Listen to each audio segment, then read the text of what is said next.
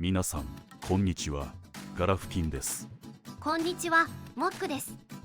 今回から画像生成 AI を利用した新シリーズブッシュクラフト解説をスタートしたいと思います。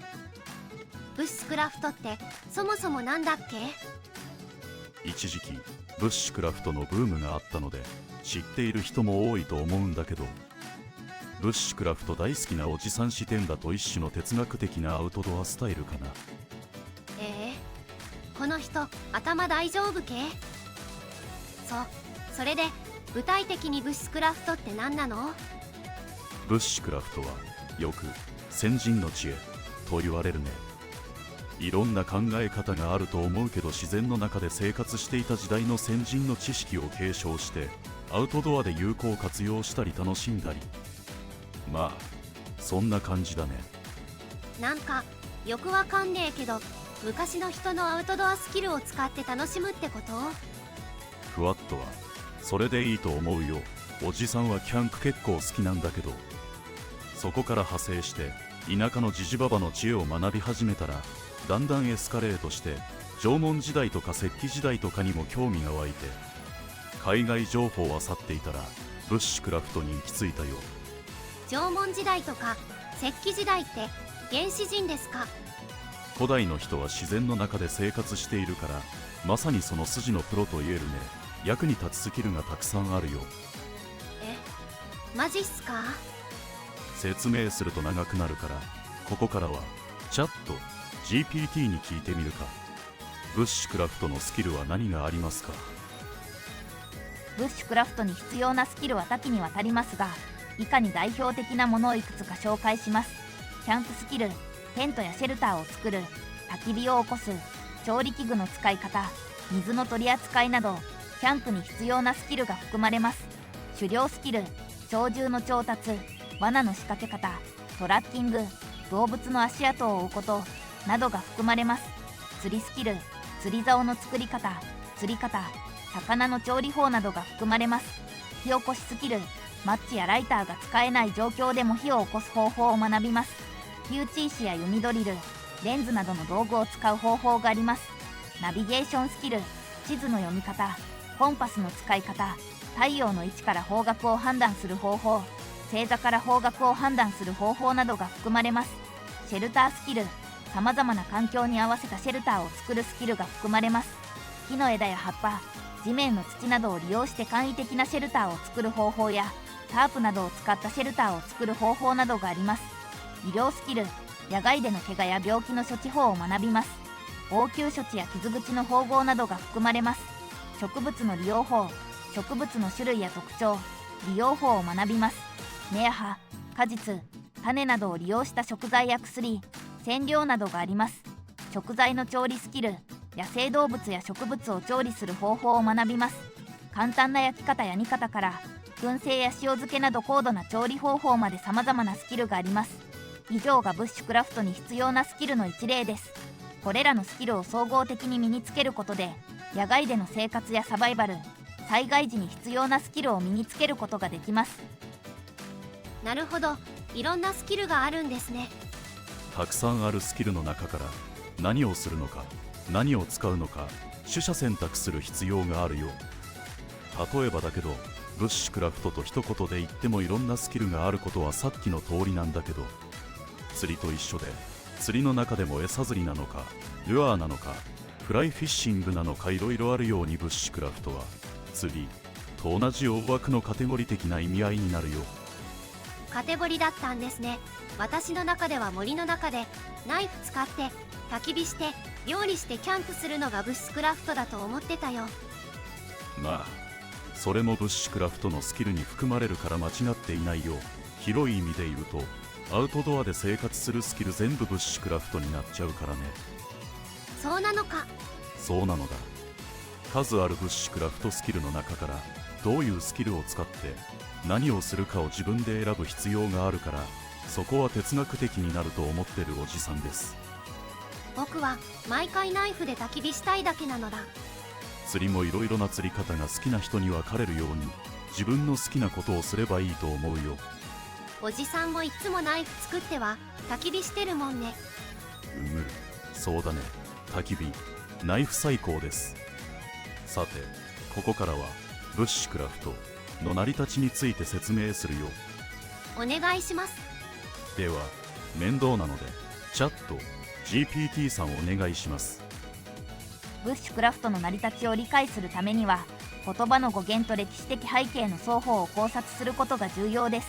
ブッシュクラフトはブッシュ BUSH とクラフト CRAFT の組み合わせに由来しており、これが自然との調和を求めるアウトドア生活に必要なスキルや知識を指す言葉として広がりました。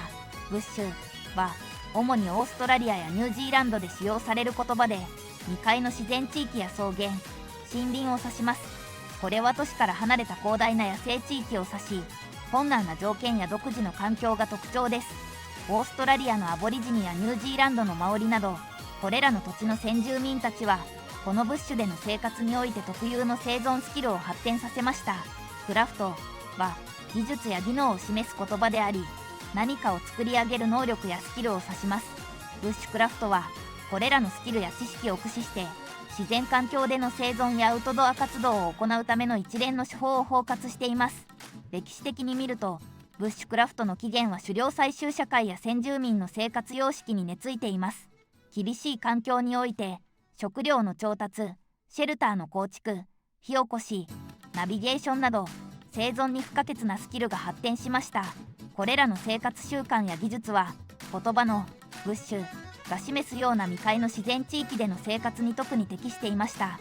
20世紀に入り、冒険家やサバイバリストたちがこれらの伝統的なスキルに興味を抱き、ブッシュクラフトは新たなアプローチやツールを取り入れて進化しました。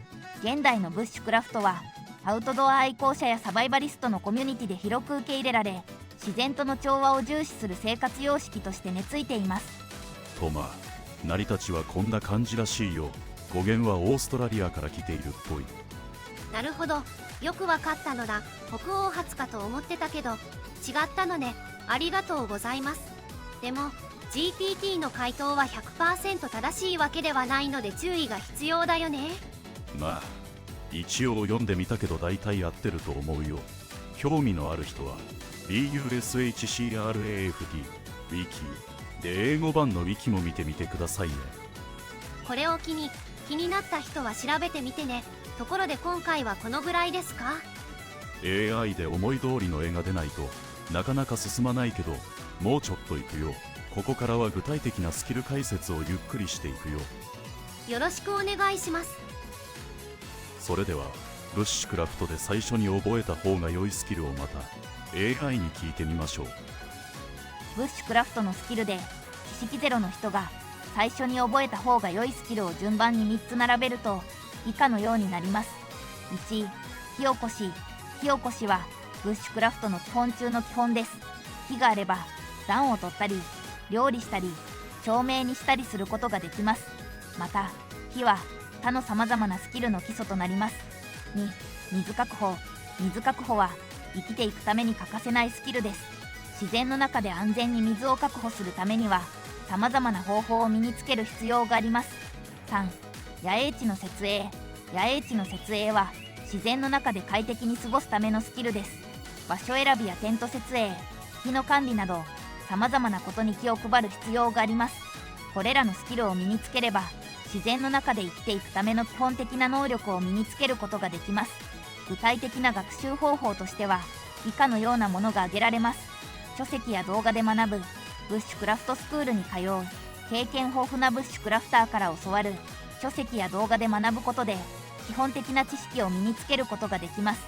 ブッシュクラフトスクールに通うことでより実践的なスキルを身につけることができます。経験豊富なブッシュクラフターから教わることでより高度なスキルを身につけることができます。またブッシュクラフトを始める際は以下の点に注意しましょう。安全第一。自然を大切にする。安全第一を心がけ、自然を大切にしながらブッシュクラフトを楽しみましょう。最初に覚えた方が良いのは火起こし、水の確保、野営地の設営なんだね。まあ人によってそれぞれだと思うし、なんとなくサバイバルよりの AI 回答ですが、火起こしから解説していくよ。ではまた GPT さんお願いします。はい、わかりました。解説します。ブッシュクラフトの火起こしには様々な方法があります。代表的な方法としては以下のようなものが挙げられます。火打ち石と火打ち金、ファイヤースチール、マッチ、ライター、火吹き棒、弓矢、棒ドリル。火打ち石と火打ち金は最も古くから使われている火起こしの方法です。火打ち石と火打ち金をこすり合わせることで火花を発生させ、その火花で着火剤に火をつけます。ファイヤースチールは火打ち石と火打ち金の機能を一体化させたものです。火打ち石と火打ち金よりも火花が大きく着火しやすいのが特徴です。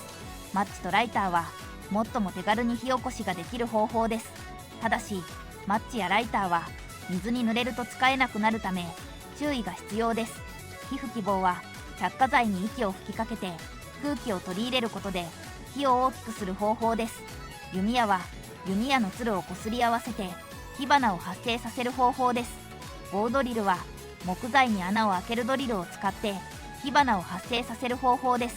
どの方法で火起こしをするかは状況や好みに合わせて選ぶと良いでしょう。火起こしをする際には以下の点に注意しましょう。着火剤をしっかりと乾燥させる、火種を大きくする、火を大きく育てる。着火剤をしっかりと乾燥させることで火がつきやすくなります。また火種を大きくすることで火が大きく育ちやすくなります。最後に火を大きく育てることで安定した火を保つことができます。火起こしは練習を重ねることで上達していきます。まずは簡単な方法から始めて徐々に難易度を上げていくと良いでしょう。火起こしについて大体わかったかな。おじさんはおおむねファイヤースターターを使います。ファイヤースターターを使っても湿気が多いと火がつきにくいのでワセリン綿球を使うことが多いよ。アイスマンも加工として北地岳などのキノコとか着火剤を持っていたようですが、外では乾燥した加工になるものが少ないので、外を散策しているときは常に加工になるものを見逃さないようにする必要があるよ。確かに外だと雨降った後とか湿ってるし、地面の上にあるものはだいたいしけってるよね。アイスマンが加工、北地を持ち歩いていたということからも加工の重要性がうかがえるね。ところでさっきの解説で出ていたライターとかマッチはいいの？全然 OK だよ。ブッシュクラフトはあくまで長期生活が目的なので、火はどうやってつけても OK です。火のつけ方もこだわりたい人は使わなければ OK だよ。ちなみにマッチについてはワンマッチファイヤーって言って、マッチ1本で焚き火を起こすチャレンジもブッシュクラフトの楽しみの一つに含まれるよ。そうなのか。結構ゆるいんだね。ゆるいのでいくも厳しくするもやる人の自由、それがブッシュクラフトだよ。僕はかっこよくファイヤースターターシュッシュして火起こししたいです。その他の弓切り式や切りもみ式の火起こし方法もあるけどサバイバルよりなので今回は解説を省くよ。 AI で画像が出せなかったのは内緒なのだ。ここからは火種を作った後の火を育てるテクニックについて紹介していくよ。ブッシュクラフトでは小さな火種から火を育てることが多いので注意が必要だよ。火種から火を育てるにはテレビとかでよく見るように藁などの枯れ草の中に入れて息をふうふう当てて火を起こすといいよ。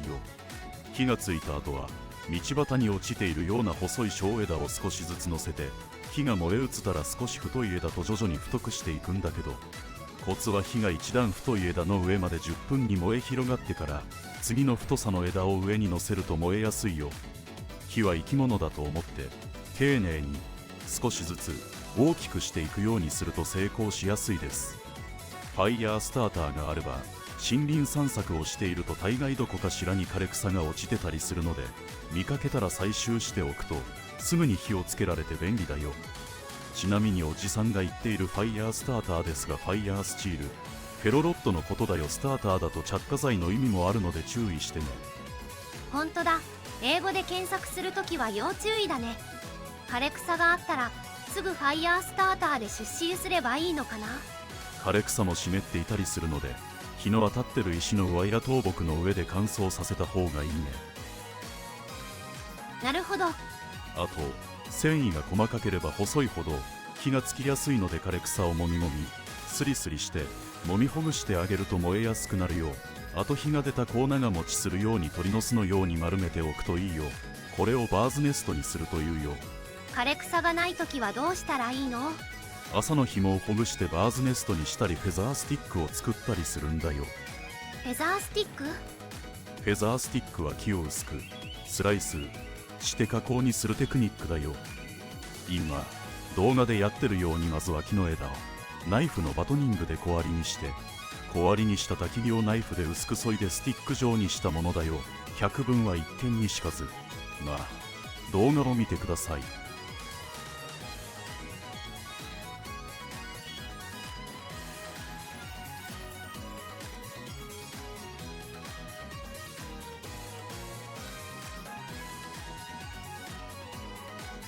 おお、くるくるした木の切りくずができてるね。これがフェザーだよ。フェザーを小割りから落とさないようにして棒状にしたものがフェザースティックだよ。過去動画ではフェザースティックを作るのにナイフのグラインドがどれだといいか実験したよ。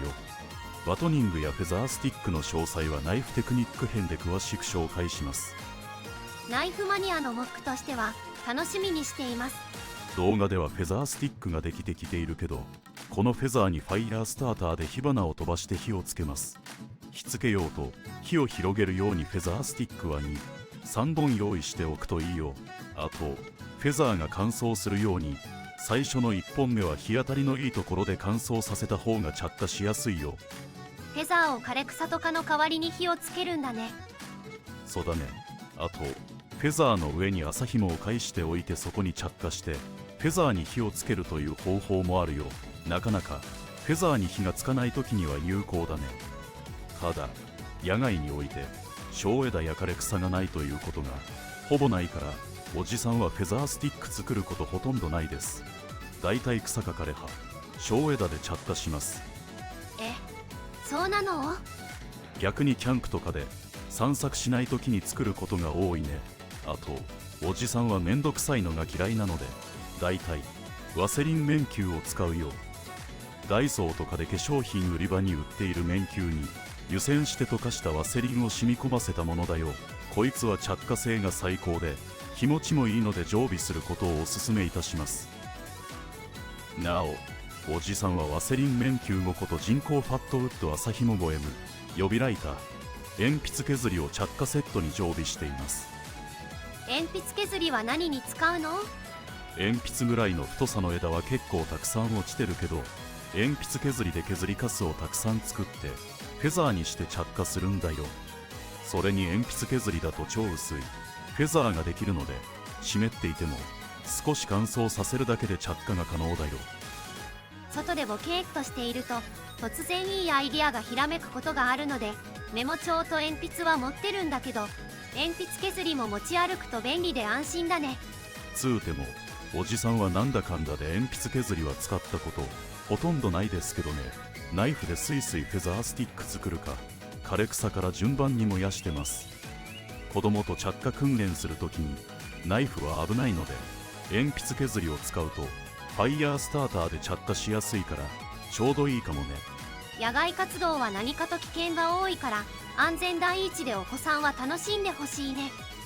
木のカスやトゲが刺さったり枝が目に刺さったりいろいろ考えられるので、手袋、メガネや帽子、長袖の服など怪我対策を意識してブッシュクラフトを楽しんでほしいです。それでは今回はブッシュクラフトの成り立ちと火の育て方について解説しました。